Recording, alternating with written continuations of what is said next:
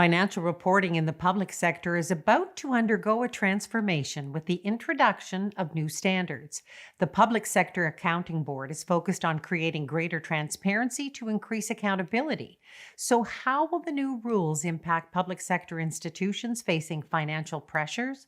Omar Saeed is a partner with Welch LLP. He's an expert in public sector accounting standards as well as international public sector accounting standards. And we're so glad that you could join us to help us unpack these new standards. Thank you so much, Sharon, for having me on.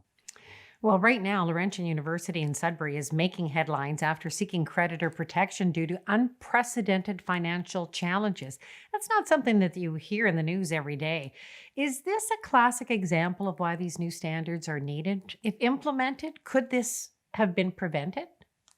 That's a good question. So I think primarily this is an issue about governance. So I'm not personally convinced that new standards could have prevented this. PSAB standards in this particular area are fairly robust. But the accounting is sort of commingled with governance. And I want to speak to that a little bit. This is a classic example of how accounting motivations, or sometimes accounting can demotivate the proper governance from happening. And really, if we look at the Ontario setting, universities are not controlled or deemed to be controlled by the government. Therefore, they're not consolidated. They're off book. They're largely off book. Their debt and deficits, they're kind of not really the government's financial reporting responsibility. And neither party as well, this is a long-standing tradition. So some of our universities actually are older than the institution of government in Ontario. So this is not sort of a willy-nilly accounting policy. This has kind of really been the case for a long time. And the universities aren't necessarily interested in being controlled by the government.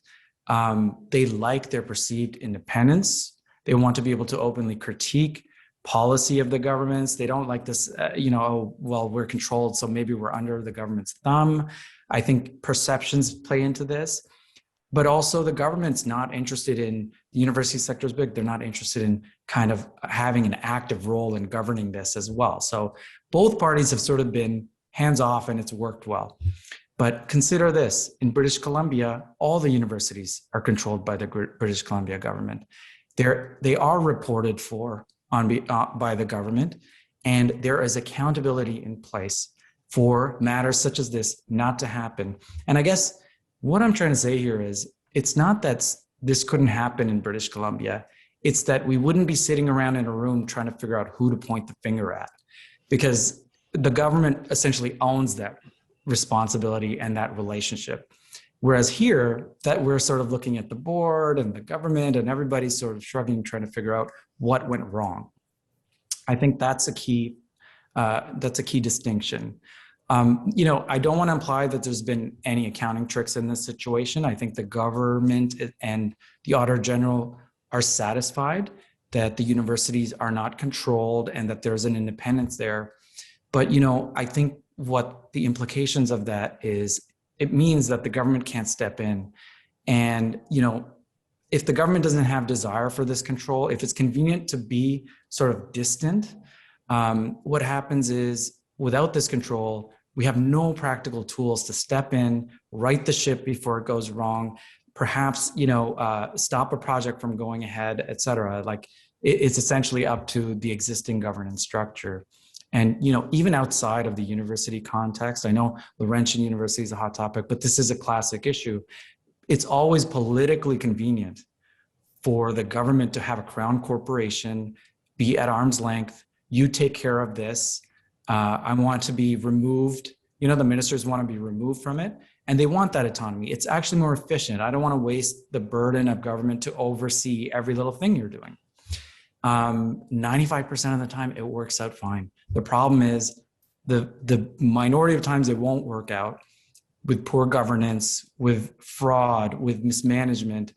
The government's hands are tied. They've actually tied their own hands because they wanted this distance in the relationship. And I think that's really the underlying problem we have to address. So, in a situation like this, what's the likely outcome? The Minister of Colleges and Universities, Ross Romano, has said Laurentian students remain the government's priority. So, what's the likelihood of a bailout, or is there a possibility of a loan with reduction in annual grants over the next several years, or is the taxpayer ultimately going to be on the hook? What's the most likely scenario in your eyes? I think, the form of it is up for debate, but there will definitely be a bailout. I mean, this is a public university. There needs to be an injection of liquidity. We're talking about research at stake, like years of research, teachers, students. So many stakeholders are going to be affected. But more importantly, I think we need to recognize that, the essentially the public sector debt, and this includes Laurentian University, but this is actually a broader statement I'm making, is, implicitly backstopped by the more senior levels of government. And so I think what I find interesting is everybody charged with governance in this ecosystem, in the Laurentian University ecosystem, if you look, they really did operate as if somebody is going to swoop in at some point and solve whatever problem we have. So you have the governing board that sort of essentially, at least in retrospect, we can say they kind of green lighted a lot of questionable business plans. You have years of deficits that are being approved. You have auditor really making no mention of any sort of going concern issues or cash flow issues. You have the governing board overlooked, I believe, research funds that were repurposed for paying the bills. And again, that just really shows that they never really were concerned about external obligations. They just assumed that at some point or another, the money will flow through. I mean, consider even the banks. From the bank's perspective, they continued to lend to Laurentian University, seeing the ongoing deficits, seeing the cash flow issues. They have insight into that. And so we have to ask ourselves, why are all these rational actors in the university sector so willing to take on financial risks on themselves or on behalf of the university? And it's really because there is this implicit promise. It's not a legal guarantee, but it's an implicit promise that public sector debt or bonds are going to be backstopped in one way, shape, or form by a more senior level of government. So whether it's Laurentian University borrowing from the banks, whether it's a small municipality issuing a bond, or whether it's Ontario itself, which runs the largest debt program for any subnational organization, the way that the external world, the investors in that debt view this is that Canada is a unified institutional framework. So if anybody kind of became distressed and had problems paying the next interest payment or the next monthly payment, somebody's going to swoop in from somewhere and there will be a transfer payment or a loan or something. And that is effective for us because it allows us lots of credit and at a very cheap cost. So it's effective, but we have to understand, and perhaps the best way to look at this is, what if we were to let Laurentian fail? What if the government said, you know what, we're hands off? I think what we would immediately realize is that the banks and all these lenders would increase the risk profile of public sector debt. It's not that you can just put a box around Laurentian and say, this is a one-off, because there's an implicit assumption that we are going to backstop these sorts of debts and promises. So I think that's really an important thing to know about public sector debt. Now, the second part to your question, what is the likely structure of a bailout? I think the suggestion you made, it's reasonable. It makes sense that you would provide the loan. It gives Laurentian University some liquidity, which is what it needs right now. It also holds them accountable in the sense that there's a reduction of grants. And as we move forward, it's time to right the ship, right? Let's get this house in order.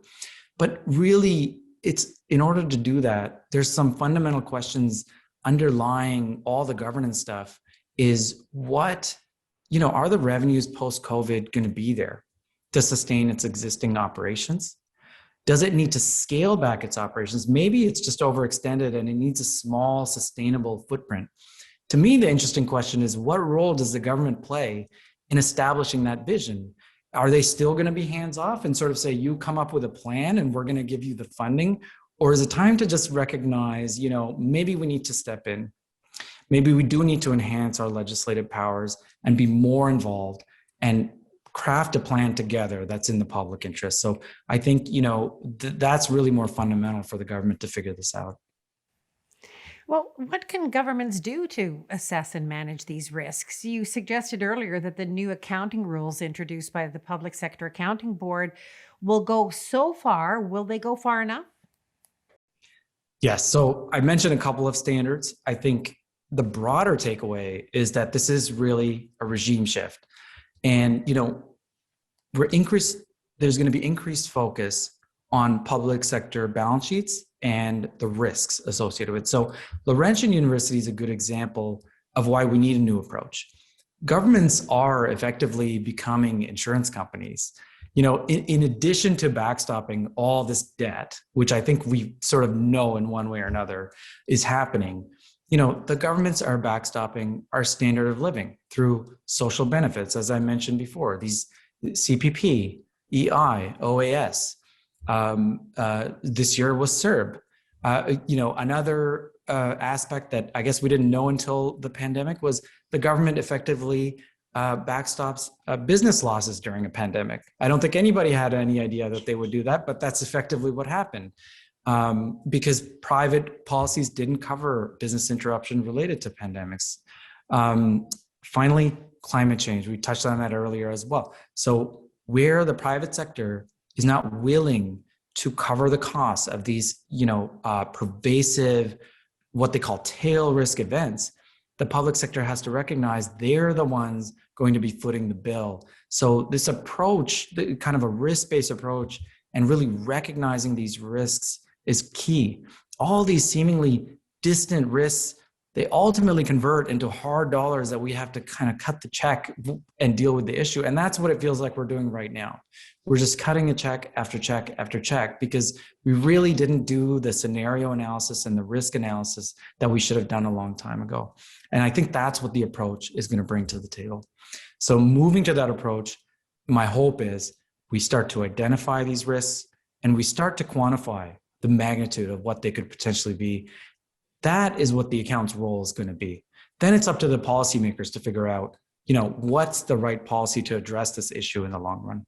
When I speak to the insurance issue, it's really, we need a shared risk model with private insurers to talk about these tail risk events, these big events that are just going to knock us off our feet, because otherwise we're just constantly trying to catch up to the things happening in the real world.